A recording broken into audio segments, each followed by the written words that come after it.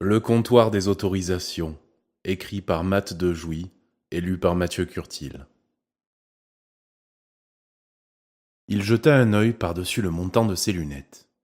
La file des gens tournait à l'angle du couloir, pourtant long de 100 mètres, et il se doutait qu'elle continuait bien au-delà, serpentait le long des dizaines d'étages, et encore dans la plaine en contrebas. Il soupira. « Vous comprenez ?» dit l'humain en face de lui. « J'ai des enfants à nourrir. Ma femme me quitterait si je démissionnais sans garantie. Et puis mon frère, oh mon frère, qu'est-ce qu'il se foutrait de moi ?» Steve. C'est comme ça que les humains le nommaient. Steve posa son regard sur l'homme.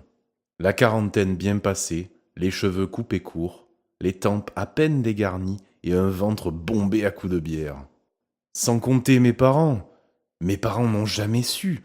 Enfin, si, mais ils ne savaient pas que je voulais vraiment faire ça. Ils me l'auraient interdit s'ils avaient su que je rêvais d'en faire un métier. Ils m'auraient dit... Et ça fait combien de temps que vous voulez devenir chanteur d'opéra ? Depuis que j'ai 17 ans ? Votre nom ? Andrew McFlair. Américain ? Anglais. Oh. C'est pas bon, c'est ça ? Ni bien ni mal, juste un autre tiroir. Steve se pencha sur la droite de son bureau et tira sur la poignée. Elle était dans une matière que les humains ne connaissaient pas, comme de l'obsidienne sombre et évidée, très fine, remplie d'un liquide qui bouillonnait froidement au-dedans.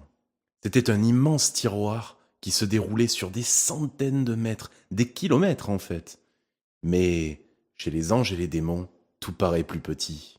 Les doigts griffus de Steve arrêtèrent la course folle du tiroir à la lettre M. Firent habilement défiler les dossiers. McCree, MacDonald, McErwin, McFlair, le voici.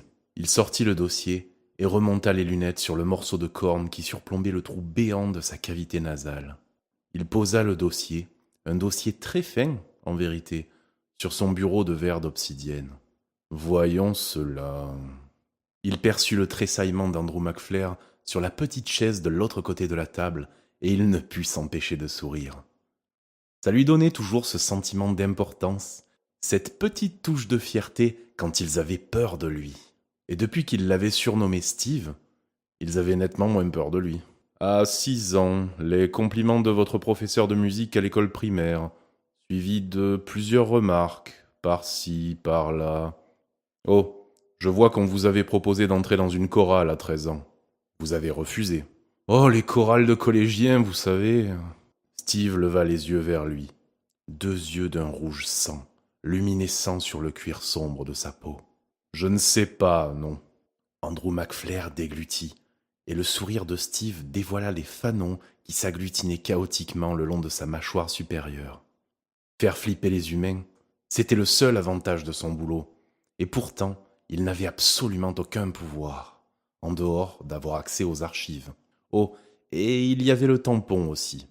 Il continua sa lecture. De nombreuses personnes vous ont complimenté sur votre coffre de baryton. À 17 ans, vous avez gagné des places d'opéra pour une chaîne de radio classique. Vous y avez rencontré un professeur, et il vous a dit chercher des étudiants pour l'année suivante. Je vois des dizaines de publicités pour des cours de chant et des conservatoires déposés dans votre boîte aux lettres, et ce jusqu'à l'âge de 25 ans. Puis, pendant quelques années encore, des petites annonces pour des cours particuliers dans votre rue et votre supermarché. Il reposa le dossier sur la table. Je crois que nous pouvons considérer que nos services ont fait ce qu'ils pouvaient pour vous, Andrew McFlair. C'est trop tard, c'est ça ? Steve soupira et secoua la tête de gauche à droite, de droite à gauche. Entièrement pour la forme, en vérité, mais ça avait marché. McFlair avait attrapé sa chaise et serré l'assise avec force. Steve se mit à rire. C'était trop bon de voir les humains tirer cette tête. Le bureau résonna de son étrange voix discordante, et les fenêtres tremblèrent. McFlair se ratatina sur sa chaise, et ses petits cheveux se dressèrent sur sa tête. Pour l'homme, ce n'était pas un rire, mais le hurlement d'une hyène, le déchirement de ses os à chaque éclat de cette voix caverneuse qui avait pourtant de douloureuses sonorités de crécelle. McFlair fondit en larmes. Je le savais. J'ai gâché ma vie. Je vais rester dans cette fabrique de coton jusqu'à ce que je crève des vapeurs de blanchiment. Oh pitié, pitié, monsieur Steve. Par pitié, j'en rêve toutes les nuits. Et on m'a toujours dit que j'avais du talent, par pitié. McFlair tomba à genoux, entre les longs pieds de Steve qui dépassaient de son bureau. Des pieds semblables aux sabots d'un cheval qui aurait poussé pendant des années sans jamais s'élimer. Steve le regarda, amusé. L'humain sanglota longtemps. Le démon finit par saisir un petit bout de parchemin, du parchemin qu'il avait commandé dans les strates inférieures de son monde. Il l'y fabriquait à partir de la peau effritée des humains qui expiaient leurs fautes à proximité des cuves brûlantes dans lesquelles on fondait le verre d'obsidienne. C'était du parchemin bas de gamme, de l'aggloméré, mais ça ressemblait à de la peau humaine, et c'était plus drôle que le papier qu'on leur fournissait au bureau. Assez drôle pour qu'il y investisse une partie de son salaire. Il attrapa la longue plume retenue par un fin crochet de métal et la trempa dans l'encrier aussi sombre que les entrailles de l'univers. Une petite torsion du poignet pour l'étirer, et il rédigea la note suivante. Je, sous-signé Steve, alias Zazifit, serviteur de sa grandeur des enfers, autorise l'humain nommé Andrew McFlair, résident de Grande-Bretagne, à accomplir ce pourquoi il a vu le jour sur Terre, à savoir chanter l'opéra.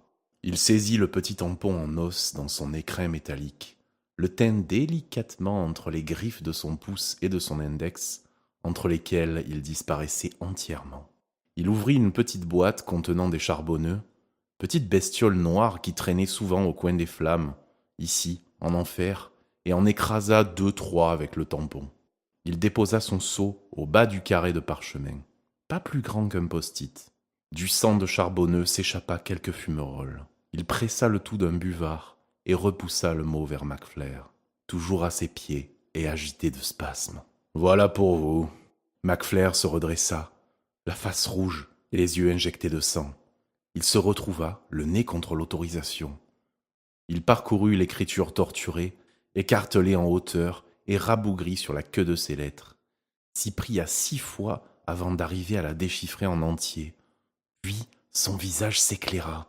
« Oh merci, merci, merci. Je vous promets que je serai à la hauteur. » McFlair attrapa le papier et le relut encore. Puis il le retourna entre ses doigts et sa face bouffie parut horrifiée l'espace d'un instant. « C'est de la peau d'homme ?» « Et de femme aussi. Tout ça pour que vous chantiez l'opéra.